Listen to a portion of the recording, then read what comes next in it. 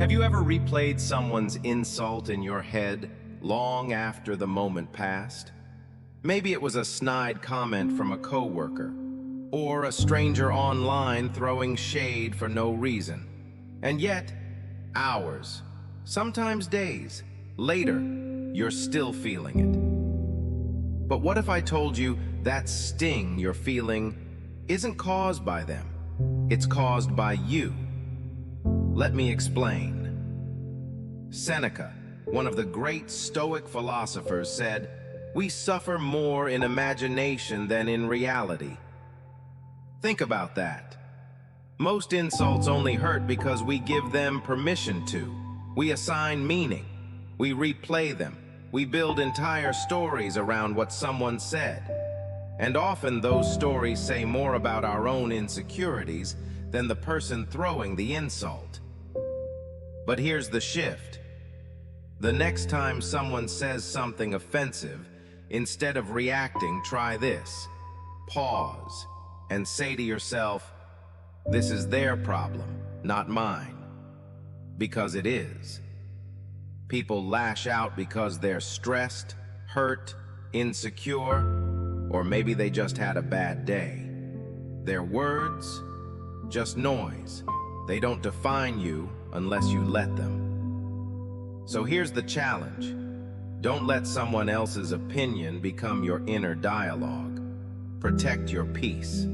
Reframe the insult, not as truth, but as a reflection of them, not you. That's not weakness. That's power. Quiet, calm, unshakable power. Here's a truth that changed the way I look at life. You can't control what people say, but you can always control how you respond. That might sound simple, but it's powerful. Epictetus, a former slave who became a Stoic philosopher, built his entire philosophy around this. He taught that life is divided into two things, what we control and what we don't. And most of our pain comes from confusing the two. Let's say someone criticizes you unfairly. You can't control their opinion. You can't make them more thoughtful. But you can control your reaction, your breath, your posture, your words. That's where your power lives. The next time you feel that rush of irritation rising up, try this. Pause. Ask yourself, is this within my control? If the answer is no, let it go.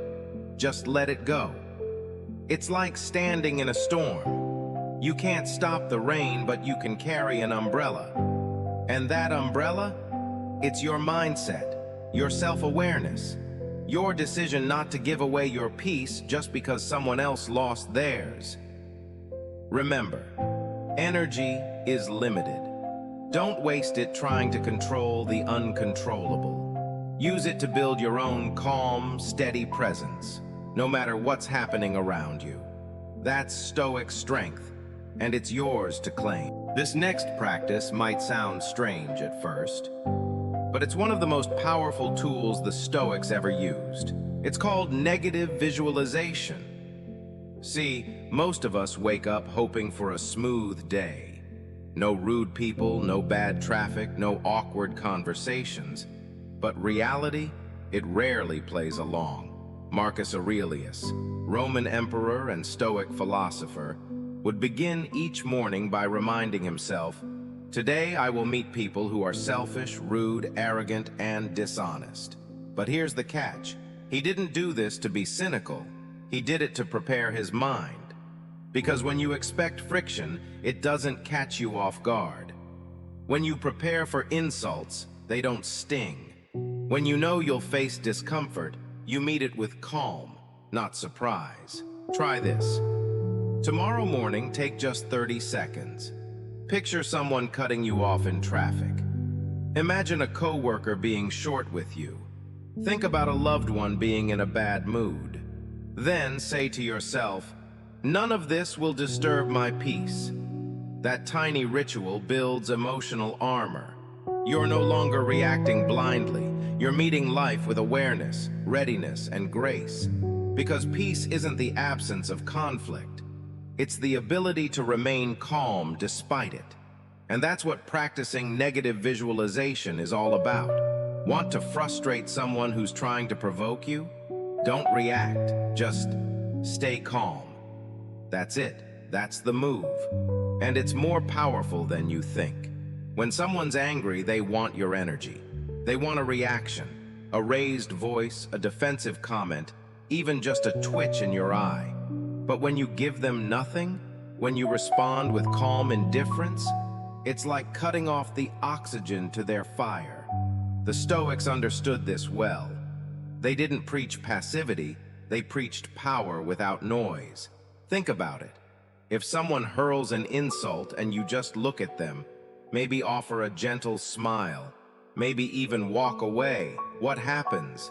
They're left with their own anger, echoing in an empty room. And you walk away untouched, unmoved, unbothered. That's real strength. You don't need to prove anything to anyone. You don't need to meet aggression with aggression. You don't have to defend your dignity. Your stillness is your defense. So the next time someone pushes your buttons, remember, the strongest response is sometimes no response at all. Not because you're weak, but because you're above it. Like still water reflecting chaos around it, but never letting it in. That's the kind of presence that shifts energy without saying a single word. Let's be honest. Staying calm, centered, and unshaken doesn't happen by accident.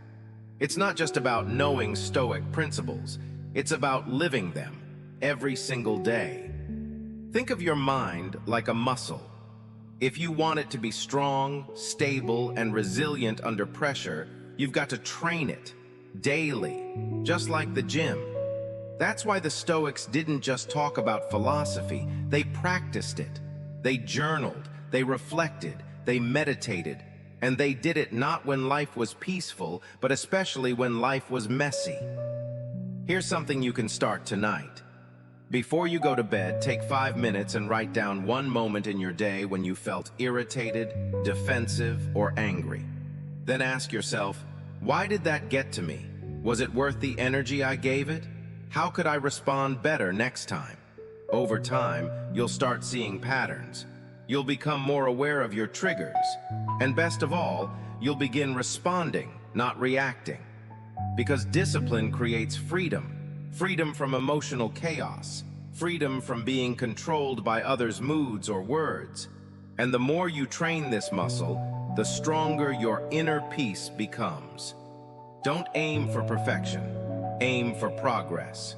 The goal isn't to never feel emotion. The goal is to never be ruled by it. Here's the truth most people never realize.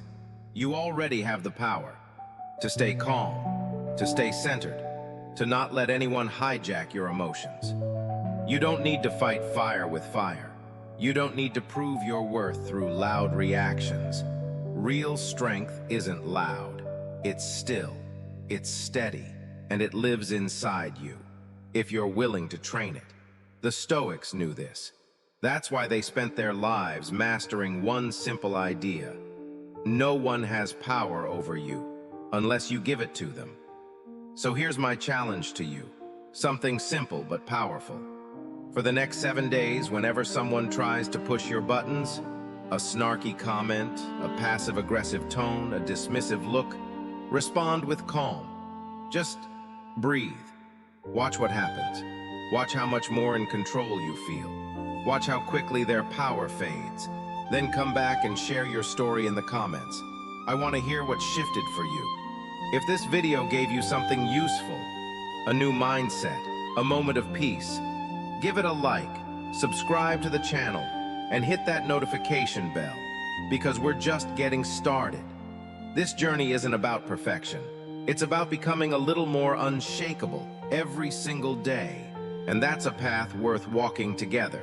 See you in the next one.